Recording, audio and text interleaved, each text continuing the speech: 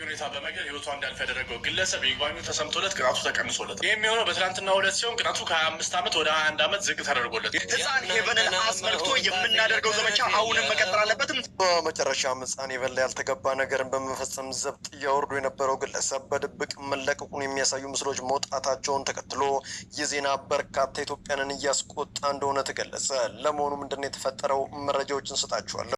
በመድፈርና በአሰቃቂ ሁኔታ በመግደል ህይወቷ እንዳልፍ ያደረገው ግለሰብ ይግባኙ ተሰምቶለት ቅጣቱ ተቀንሶለት የሚሆነው በትናንትናው ዕለት ሲሆን ቅጣቱ ከ25 ዓመት ወደ 21 ዓመት ዝቅ ተደርጎለት ከዛሬ 9 ወር ገደማ በፊት በሀገራችን ኢትዮጵያ አባይን ለማየት በጆሮ ለመስማት የሚከብድ ነገር በሁላችንም ጆሮ ደረሰ። እሱም የ7 ዓመቷ ጨቅላ ህጻን በግፍ መደፈሯ። ጉዳዩን እኛ ረፍደን ከዓመታት በኋላ እንስማው እንጂ ታፍኖ የተዋጠ የህፃን ደም ነበር። ደፋሪውና ቤተሰቦቹ ያላቸውን ተጠቅመው ከስር በተደጋጋሚ ጊዜ ቢያስወጡትም በእናት እልህ አስጨራሽ ትግልና ልበገር ባይነት ዳግም ተይዞ ለህግ ሊቀርብ ችሏል። ታዲያ ከ9 ወር በፊት እናት ማስፈራሪያው እንዲሁም በተደጋጋሚ ጊዜም ጥቃቱ ሲበረታባት ወደ ሚዲያ በመውጣት ጉዳዩን የግለሰብ ሳይሆን ህዝባዊ ብቻም አልነበረም ዓለም አቀፍ ይዘት እንዲኖረው በማድረግ ዳግም የልጇን ደምና በተደጋጋሚ ጊዜ በጆሮ የሚያቃጭልባት ህመም የተሞላ ጩኸትና እንባ እንዲታበስ የሚቻላትን በሙሉ በማድረግ በገንዘብ ለተጨማለቀው የፍትህ ስነ ስርዓት እንዲይዝ በማድረግ ችላለች። በዚህም ከብዙ ድካም በኋላ ወንጀለኛው የ25 ዓመታት እስራት ቢፈረድበትም ይግባኝ ብሎ ወደ 22 ዓመት እንዲቀነስለት ተደርጓል። ታዲያ ዛሬ ከባህር ዳር በተሰማው ዜና ሰውየው እስር ላይ እንደሆነ በማድረግና በማስመሰል በሌላ በኩል ፈተው እንደለቀቁት እየተነገረ ይገኛል። ይህ ከሆነ እውነትም በፍትህ አካላት ተስፋ የምቆርጥበት ጊዜ ነው። ጉዳዩን በጥብቅ እየተከታተልኩ ሲሆን የተላከልኝን ምስል ቴሌግራም ላይ አጋርቼዋለሁ። ሄዳችሁ ማየት ትችላላችሁ። ተጨማሪ መረጃ እንዳገኘው ለእናንተ ለሱ ምንም የሰማችሁት ነገር የለም። እንግዲህ አሁን ይህ ከሆነ 80 ቀን አልፏታል። ቤቷ ተከፈተ። እግዚአብሔር ይስጣቸው የካይሮ እህቶቼ፣ እግዚአብሔር ይስጣቸው። ሴቶቹ እግዚአብሔር ይስጣቸው ነው ምልሽ። ወንድ እኔ የቀረበኝ የምለው ይሄ ነው ምልሽ የለም። በርቀት ነው እንደዚህ ሰቅጣጭ የሆነ አሳዛኝ እህት ያለው እናት ያለው ሰው በሚሰቀጥጥ ሁኔታ እንደነገርኩሽ ነው። በሯን ከፍተን መስከረምም አለች ስንገባ የሚገርምሽ ሰውየው ክርስቲያን ነበርና ጸበል ይዞ ይረጭ በባህላችን እንደ ክርስትናም ብለው ጸበል ሰጡንና ጸበሉ ከመረጨቱ በፊት መስከረም ገፍትራይ ነው የገባችሁ። በሩ ተሰብሮ ቀጥሎ እኔ ስገባ የሚገርምሽ መስዬ ሲያርዳት ደሟ እንዳይፈስ ጨርቅ ጭንቅላቷ ስር አድርጓል።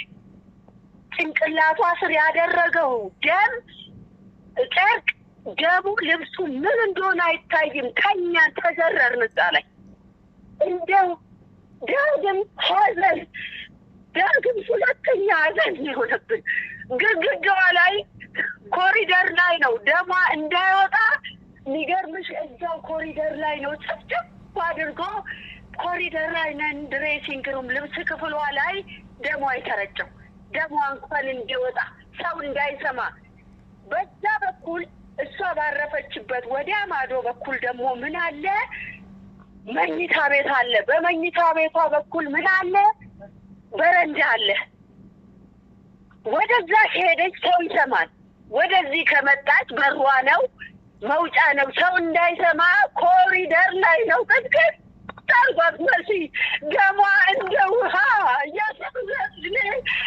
የሰው ዘር ነው ወይ ለማለት ራሱ ይከብደኛል። ይህን ሰው የኢትዮጵያ ሕዝብ እውነት ያለ ሕዝብ ይፍረድልኝ ነው ብለው መሲ አርጇትም እኮ ደሟ እንኳን በበሩ እንዳያወጣና ሰው እንዳያያት ጨርቅ አድርጎ ነው ጨርቁ የጠጣው መሲ። እኔ ጨርቁን ሁሉ ይዤ ልመጣ ስለ አይቻልም ብለው ጨርቁን ሁሉ ነጠቁኝ። መጨረሻ በሯ እንግዲህ እንደሚመስለኝ መሲ እሷ በተፈጥሯ ስታድግም እንዳልኩኝ በቤቱ ነው። ንግግርም አችልም ልውጣ ብላሉን አላውቅም።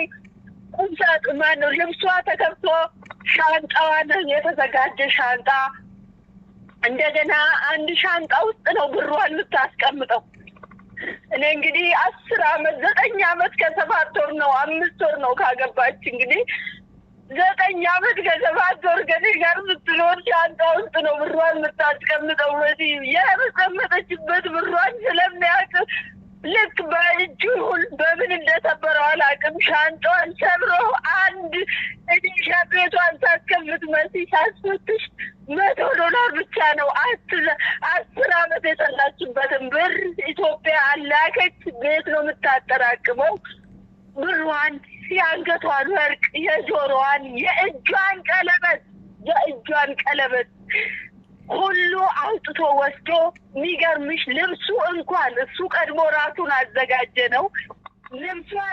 ልብሱን እንኳን ማይረባ ልብስ ነው ቤት ውስጥ ያገኘ ነው። የእሷን ልብሶች ነው ያገኘ ነው። መጨረሻ ላይ እሱን ይዘን ከወጣን በኋላ ለሰውየውም አለቀሰ። ግብፃዊ ክርስቲያን አለቀሰ። ጥሩ ናት ሳስገባት ምግብ አብልታኛለች ይችን የመሰለች ልጅ አሉ። እነሱ እንኳን የውጭ ዜጎች አለቀሱ። በዚህ ሲያዩ አይኑን ይዞ ነው እና አባቱም ነበር ያለቀሱት። መጨረሻ ሰው ከወጣ በኋላ እግዚአብሔር ድንግላል ቢኖራለ እሷ 7ኛ ናት፣ እሱ 6ኛ ነው።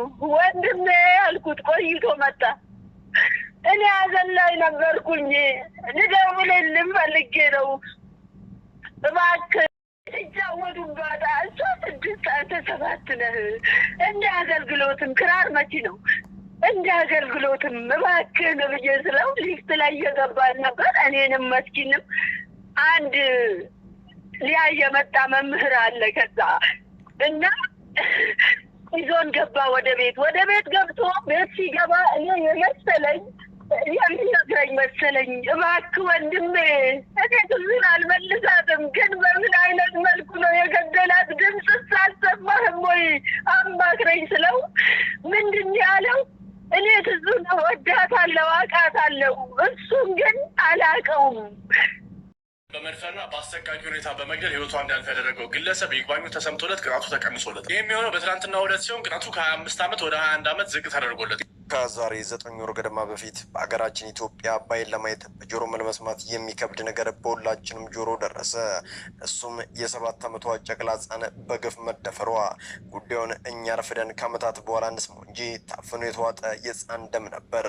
ደፋሪውና ቤተሰቦቹ ያላቸውን ተጠቅመው ከስር በተደጋጋሚ ጊዜ ቢያስወጡትም በእናት እልህ አስጨራሽ ትግልና ልበገር ባይነት ዳግም ተይዞ ለህግ ሊቀርብ ችሏል።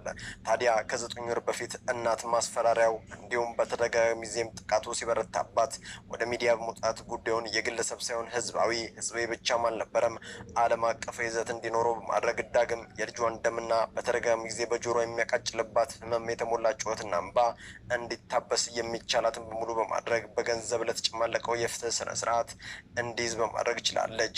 በዚህም ከብዙ ድካም በኋላ ወንጀለኛው የ25 ዓመታት እስራት ቢፈረድበትም ይግባኝ ብሎ ወደ 22 ዓመት እንዲቀነስለት ተደርጓል። ታዲያ ዛሬ ከባህር ዳር በተሰማው ዜና ሰውየው እስር ላይ እንደሆነ በማድረግና በማስመሰል በሌላ በኩል ፈተው እንደለቀቁት እየተነገረ ይገኛል።